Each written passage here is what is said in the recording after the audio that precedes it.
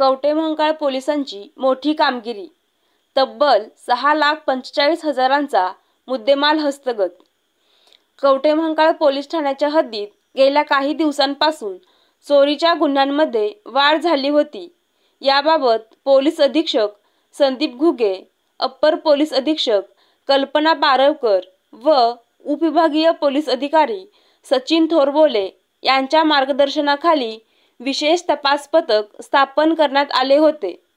Police निरीक्षक ज्योतिराम पाटील यांच्या नेतृत्वाखालील पथकाने चोरीच्या गुन्ह्यातील संशयितांचा शोध सुरू केला. त्या दरम्यान मासाळ कुमार कासार यांना गुप्त माहिती मिळाली की चोरीस गेलेली बुलेट मोटारसायकल विक्रीसाठी आणली जाणार आहे. पोलिसांनी सापळा रचून यांना दोघांना पकडले.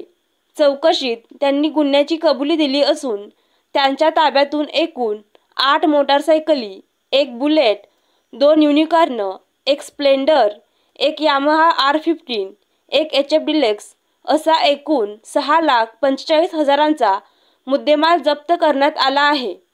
ही संपूर्ण कारवाई पोलीस अधीक्षक संदीप घुगे यांच्या मार्गदर्शनाखाली तसेच अप्पर पोलीस अधीक्षक कल्पना बारवकर व उपविभागीय पोलीस अधिकारी सचिन थोरबोले व पोलीस निरीक्षक ज्योतिराम पाटील यांच्या नेतृत्वाखाली पार पडली.